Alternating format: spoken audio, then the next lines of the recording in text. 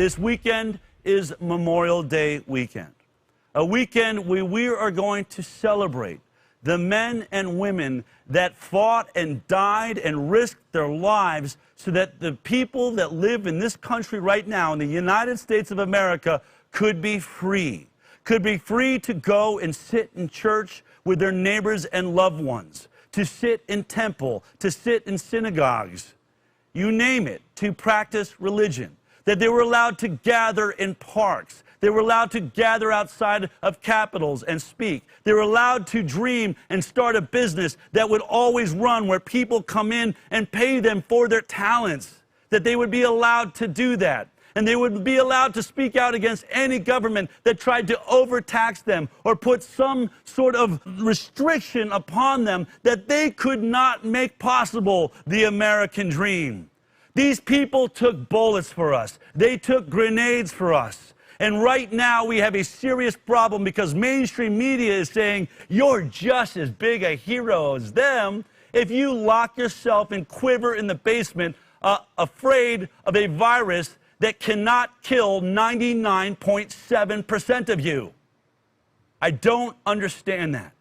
And this Memorial Day weekend, we are all going to have to ask ourselves, how are we going to represent those that stood for this nation, those that had fallen for us? Are we going to hunker down and hide from the sun, even though we know that Cuomo isn't? We know that our governors are getting plenty of vacation time and visiting their, sunlit cabins or wherever they go. Or are we going to go out? Are we going to crack open a couple of cold ones, roast some hot dogs and steaks, play Frisbee and tackle our children and our friends, football in the park, on the beach, surfing? Are we going to step up and say, you know what it means to be a hero? It means to step up and do what's right to protect this nation so that it is the same beautiful nation that we were allowed to grow up in, that we leave for our children and our children's children and their children's children. That is what we fight for. Not for a world of oppression, of drones, of microchips, of forced injections on people that don't need them.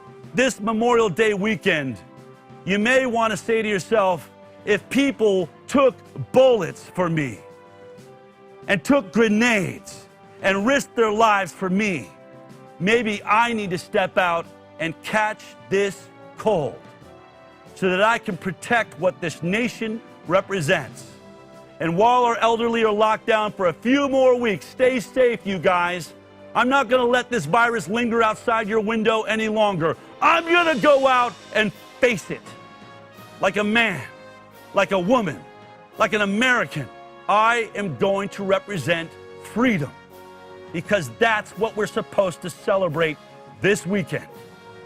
Are you going to do it? If you are, I'll see you there.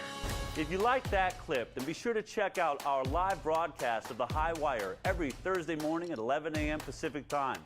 You can watch it on Facebook, YouTube, iTunes, and Twitter. We'll see you there.